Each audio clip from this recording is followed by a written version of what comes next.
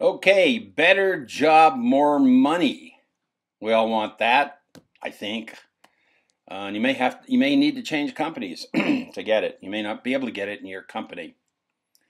This is David Berg, and I'm going to talk about success strategies for changing companies. I've been a chief information officer for 28 years, a total of 46 years in the technology field, with companies like IBM, Unisys, Sun, Microsystems, and then OC Tanner was my last company. I retired 7 years ago. And today I'm a network marketing professional, a successful distributor, mentor, and trainer, and I'm also a leadership development facilitator. And I do leadership development for Utah AIM, the Association of Information Management, and I do one-on-one mentoring in the area of leadership development. The other piece of who I am is I've been married for 57 years with a posterity of 48 grandchildren, children, that kind of stuff. So let's move on. Well, before we move on, this is my wife and I enjoying our Harley. So, it's not all kind of work. It's fun. When I retired 7 years ago, first thing I did is went and bought that Harley. And that's a picture of us at the Grand Canyon, touring and enjoying ourselves. So now let's move on. So before I can explain and talk about a strategy for successfully improving your life, changing companies, maybe getting a better job, maybe more money, that kind of stuff, let me ask the question, who are we? It's an important question. I think there's two pieces of this. It's what we know and how we act. That's the two pieces. So let's look at those two pieces and see, how that works together to our advantage, and what a new company would like to know about you to extend an offer. So the first piece is knowledge, what you know. And, the scientific folks talk about this. It's kind of like IQ. That's how much knowledge you have and how smart you are. That's IQ, right? It has to do with the front part of the brain. EQ is your behavior, how you act. This is called emotional intelligence, and it's measured, how intelligent you are there is measured by this thing called EQ. The interesting thing about these two things, IQ is basically not changeable. You get that from your mother and father. EQ is very, very improvable. And so we're going to talk about that a little bit. So knowledge is kind of at the sort of like an iceberg. Knowledge is at the conscious level, and behavior is kind of at the subconscious level. When you learn to drive a car or ride a bike, you don't think about it. I mean, it just kind of happens, right? That really kind of happens in your life, that you've set up a pattern in the subconscious to how you behave, how you act in various situations. Now, here's the good and bad news. Behavior and EQ is about 80% or more of your ability to advance your career. So the good news is, if you're a little dumb, it doesn't matter. If you're really smart, maybe that doesn't matter either. But if you're smart in the EQ, it matters a lot. So just think of that. Another way to look at this is that what we learn, since 80% is in the behavior, what we learn is only good if we can transfer that to behavior. So how well do we do that? How well do we transfer our knowledge to behavior? And that's where it's really important, okay? So again, who we are is what we know and how we act. So let's go to the next question.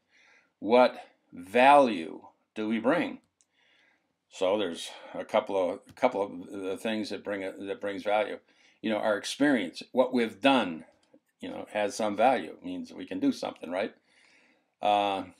Your impact on the team has value. And I guess what is not known about you has either negative or positive value. And so part of the question that people want to know if they're looking to hire you is, who are you? And they want to know what they don't know. And the other question is, why are you looking? what's all this happening? So you go back to look at these three components of value. Number three, what's not known about you could be very significant, either a positive, negative way. Your impact on the team could be significant in either a positive or negative way. And your experience, I think it has something to do with who you are. But 2 and 3 have much more to do with your value than number 1. So if we go back to the iceberg, what you have is visible and hidden. So the experience you have, what you've done, if it's on your resume, it's pretty visible, right? I've done this, this, this, and this, and this, right? So you can see what you've done. But how about the impact on your team? How about what's not known about you? How about who are you? Those are good questions, right? So you got 20% visible, 80% hidden, and the 80% is really the important part in, are you going to deliver value? So the question, if it's hidden, how do you relate your value to a new company? How do you do that? Well, most people in an interview don't tell the whole truth. You're probably with me there. So what you have to do is you have to develop a trust such that you can share and they can believe your 80% hidden value. All right, let's go on. The job interview. Let's talk about the job interview. You got the company on the right and you're on the left. And what does the company want to know? I think there's only 2 things the company wants to know. And probably this is the most important. Who are you? And this is what we don't describe very well in our resume either. Do I like you? Do I trust you? The next question that they want to answer for themselves is, what value might you bring? Might you bring? What value? And can the value be seen? Those are 2 important questions. Who are you? Do I like you, trust you? And what value might you bring? So your job is to answer those questions in a way that it isn't really an interview. And the second thing you need to do is you need to move in this direction. They need to know you, like you, and then trust you. So the more you get into the trust realm, the more likely they believe what you're telling them. They like you, trust you, they will hire you. So let's move on. Part of who you are is how you present yourself.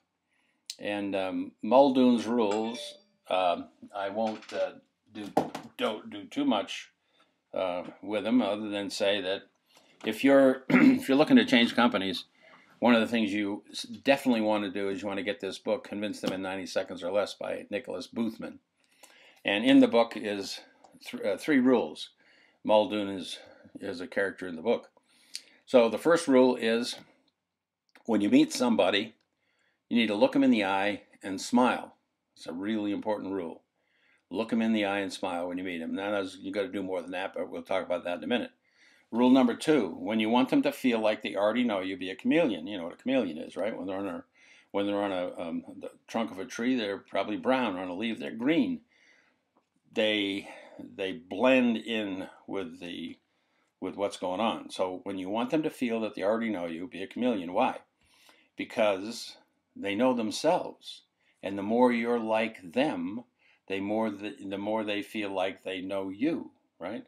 The other thing you know about them, most likely, is they like themselves. Now, we don't know if they like you, but the more you're like them, the more likely they are to like you, because they like themselves. So rule number 2, very important. And there's some things you can do. We're not going to get into it too deep. I'd say get the book, read the book, do what it says. These are important. This is the way you present yourself physically. Very important, okay? Rule number 3, another very important rule. Capture the imagination, you capture the heart, okay? Now, the heart is what needs to be captured, because once you capture the heart, you have their trust. So capture their imagination and you capture their heart. Well, how do you capture their imagination? Well, there's kind of a saying in the world of sales that says facts tell and stories sell. What does that mean? Facts are connected very well with your IQ, with your mind. But stories connect with your heart because you put yourself in them through imagination. You imagine what's going on, and you connect with the heart. So let's look a little more at this, the Muldoon's gospel, and see what he has to say. He says, capture the imagination, you capture the heart. Because life, any way you look at it, from day one, is about behavior. Behavior. Remember, 80% behavior, EQ. Imagination triggers emotion. Emotion triggers attitude, and attitude drives behavior. Here's another important piece of Muldoon's gospel. Your message goes where your voice goes, and your voice goes where your eyes send it. So just, get this straight, is the eyes and the voice have to be connected. So if you want the voice to go someplace, the eyes send it there. Your voice, when you're looking at the wall, is not sending the message. So eyes are really important in this whole present yourself scenario. They radiate authority and give direction and focus and meaning to your message. So the rule number one to start out with, look them in the eye and smile, very, very important. But in the dialogue that you're having, your message goes where your voice goes, and your voice goes where your eyes send it. And the eyes radiate authority and give direction and focus and meaning. All right, let's keep going. This is a picture of what I just told you. Imagination drives emotion. That's what you want. Emotion connects with attitude. Attitude drives behavior. So, cool. It does the other thing, our behavior and other people's behaviors. So one of the things you want is you want to get them to trust you. Well, how do you do that? Well, there's several ways. Let me just talk about the three components of trust that you have to develop. First is they have to know you, right? I can't trust you if I don't know you. Number two, you have to like you. If they don't like you, they're not going to trust you, and then trust you. Now, if you look at Muldoon's rules, as that compares that, the first rule is I know you, right? Smile, look them in the eye and smile. The second is I like you because you like me. That's rule number one and rule number two. And rule number three, I trust you. That's rule number 1, 2, and 3. And 3 being capture the imagination and you capture their heart. So this is ideal. This is what you want to achieve when you're interviewing. Now this is all, we're going to get all about interviewing. When you're interviewing with a new company. Because you have to get them to know you, like you, and trust you. And if that happens and you explain, who you are and what value you might bring, you got the job. That's as simple as that. So here's a little bit about the three requirements about persuasion, the technology of persuasion. Actually, what you want to do is you want to get somebody else to want to do what you want to do, right? And so what does that require? In the case of interviewing with a new company, you want them to want to hire you because that's what you're there for. Or at least you want them to extend you an offer, and then you can decide. Okay, the first component is trust. Remember, we talked a lot about trust. That's earned through attitude, body language, voice tone, and personal packaging. The second component is logic. Your position, presentation, or point must make sense. And the third is emotion. Your argument must appeal to the imagination and thus to the emotions. Appeal to the imagination. So it can't be facts. It has to be stories, because stories appeal to the imagination. Facts only appeal to the logic part. So you have to, in summary, let me say, this is what has to happen if you want to persuade someone. They have to say, I trust you, you make sense, and you move me. Trust makes sense, you move me. That's emotion. So you can say that maybe those two are the most important, really. Emotion. Your argument must appeal to your imagination. Thus, the emotion must move you. And trust. You have to have those two. The deeper the rapport, that's what you're building is rapport, the easier the persuasion. Easier the persuasion, the deeper the rapport. I mean, that makes sense, okay? So let's go back as a reminder. Rule number 1, when you meet someone, look them in the eye and smile. Rule number 2, when you want them to feel like you already know you, be a chameleon. We talked about that a little bit. Rule number 3, capture the imagination, capture their heart. Very powerful, and Yeah, as you're thinking about being successful in a job offer from another company, I say you need to read the book and you need to practice your presentation and these 3 characteristics: rule 1, rule 2, rule 3. All right, so let's go to the interview. First goal, you got to get them to like and trust you, right? I don't know if I can say that loud and strong enough. You got to develop 6 stories. Because remember, stories get to the imagination, right? And so let me list. The first story is probably the most important, is who are you? I mean, who are you, right? No, not the experience you've had, but who are you? It's got to be a short story, and you got to lead with it. You know, when you first get through the hellos and that kind of stuff, you say, before we get started in the interview, can I tell you a little bit about myself? And it's got to be an interesting story that does all those 3 things, that moves them emotionally. In fact, if you can get them to laugh a little bit, laughing is an emotion, which isn't too hard, this is good. So this is a very important story. This is the one that they get to like you right away, or maybe not like you, right? So you do all the things and then you do the first story. The second story, excuse me, is why are you looking? So you need a nice story about why are you looking, because they want to know that. And the key here is to tell them these stories before they ask you the question, because you get more credit if you can do these things. So there's 3 required stories. The third story is your biggest job screw up. So you need to think about your biggest job screw up and tell a story about it. You say, whoa, why would I do that? I'm trying to look like I don't have any problems. So the problem is everybody knows that you've screwed up. Life, you don't do everything perfect. And what this does is it puts you where you want the story to make you vulnerable. You want to give them a reason not to hire you. Right? As soon as you give them a reason, voluntarily give them a reason not to hire you because your biggest screw up, what in their mind, they understand that you're not perfect. And so in their mind, what they come to is that you're telling the truth, right?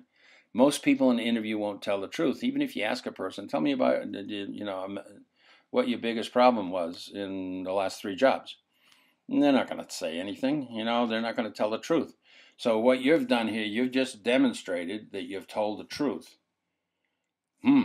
So if you tell the truth that puts you at risk, then in that interview, what you've done is you've given them a reason to trust you.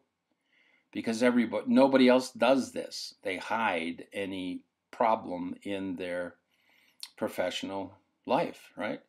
So this is another one you want to tell this story before they ask you. I'm going to ask you. You say don't get as much credit if they ask you.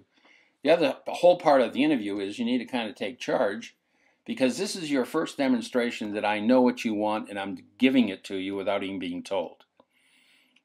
I know what you want. What do you want? You want to know who I am and what value I might bring. And there's some other things you want to know about me. You want to know why I'm looking for a job, right? And you want to trust me. So this story is the I trust you story. It's very, very important and very powerful. And it does not really disqualify you. It more than qualifies you for the job. Very, very important story, right? And then you need 3 other stories about your strengths. Think about your strengths. What do you want them to know about your strengths? Your integrity, your customer relations, your team building, your whatever. 3 stories about your strengths. So you can tell the story and they can then imagine you working for them and these stories that you've had in the past applying to your current job. Now, this whole thing, this interview needs to be a conversation versus an interview. If it's just an interview, I ask a question, you give an answer, you're not going to get the job. You got to turn it into a conversation. You got to take charge right away. And you have to deliver. This is the first indication that you're worthy considering, because number 1, you've demonstrated you know what they want. They want to know who you are. And 2, they want to know what value you might bring. And you've done it in a way that gets them to know, like, and trust you. Big, big, big deal and a big success. Now, this takes some effort to develop these 6 stories. They're not easy to develop, but they need to be. And you need a mentor to help you actually get them down good. I'm available to help a little bit in that regard. Okay, conversation versus interview. And then I've been talking about it. You must show your understanding what they need from you and provide it without asking. Again, this is your first assignment. Your assignment is get the job. But if you break that down into and make it a project, right? What do you have to do? You have to tell them who you are and what value you might bring. And in this process, this is your assignment. In this process, you get them to like and trust you.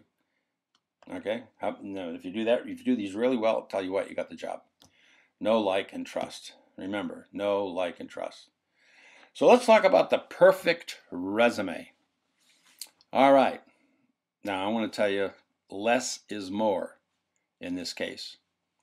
So I'm going to reveal kind of a little bit at a time, just give you an idea. I have the perfect resume and I'll show it to you. But here's the problem. Remember, what does the company want to know? They want to know who you are and what value you might bring.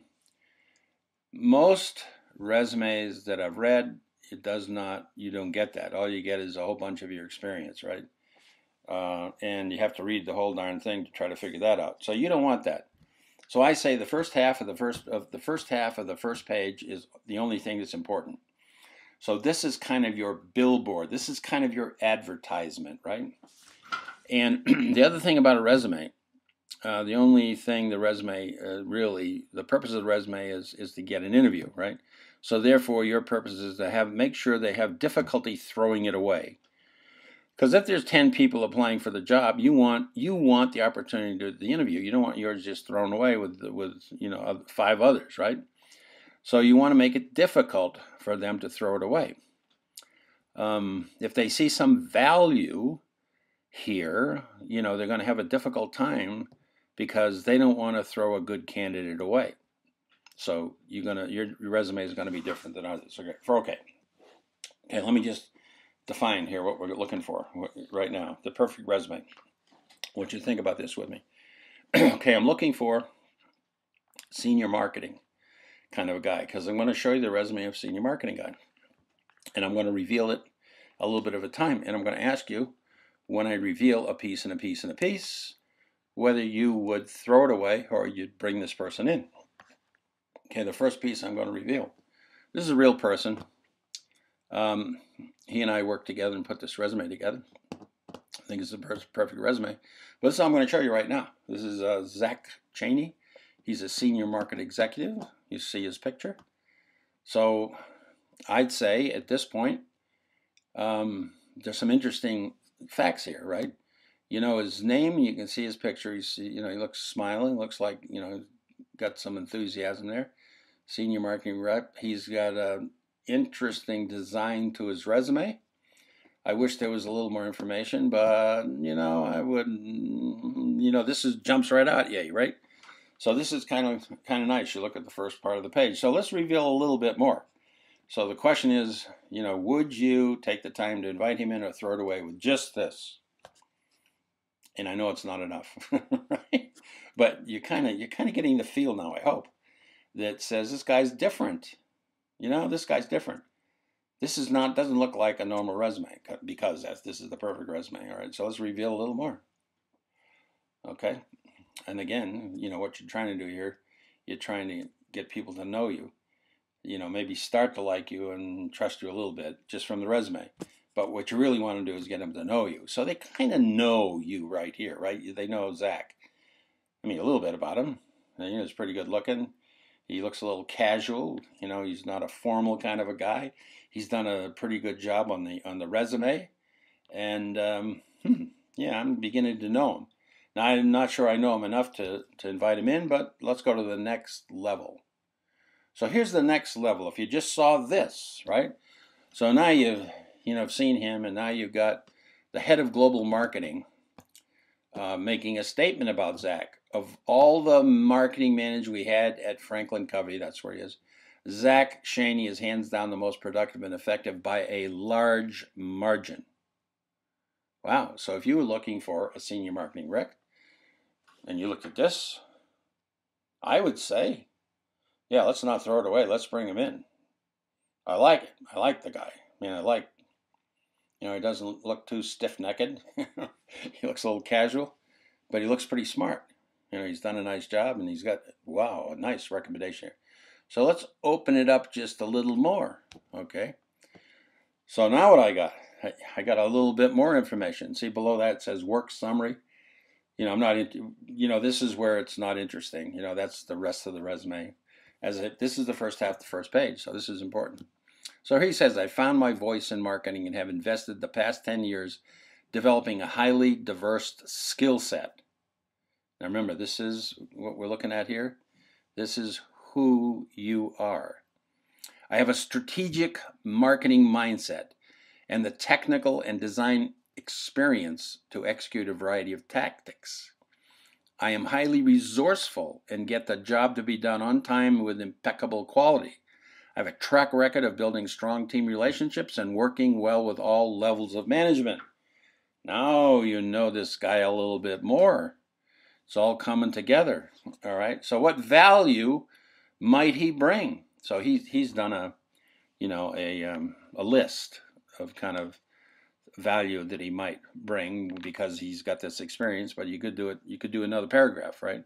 He's chosen a list. So what value? Here it is. Go-to-market strategy, branding and positioning, online, offline marketing, social media marketing, blah, blah, blah. Just keep going, right? So now you're beginning to know, and maybe starting to like a little bit this guy. So the important thing here is you do not want to throw it away. You want to bring him in for the interview because it's the interview that gets the job. So let's go on. Here, this is we're getting to the end here. A little skills practice, okay? So the who are you and what you are very important. And what you need to do now is you need to write out your stories and practice them, at least 6, 3 that are really important, and you need to practice. You need to write them down and practice them. Get them in your head because you have to prepare for the interview. The interview gets you the job, not your past experience. The interview gets you the job, okay? And who you are and what value you bring gets you the job. If they like and trust you, you get the job. You don't get the job just because your past experience, all right? So you have to do a very good job in the interview and you'll get the job. So I'm talking about the strategy for presenting yourself in a way that you will get the job. So you got to do that at least. So, remember, your stories. The first, the most important, who you are. The second, why you're looking for a job, and then your biggest screw up, and then you want to do 3 others, right? So again, your job is to get them to know, like, and trust you. Okay, let's review the job interview. What is it that the company wants to know again? Really simple. 2 things. Who are you? And, do I trust you, like you? Those kind of things. And what value might you bring? Who are you and what value might you bring? Those are the 2 important things that need to be brought. And you need to make sure that they understand who you are and what value you might bring in the process of them getting to know, like, and trust you.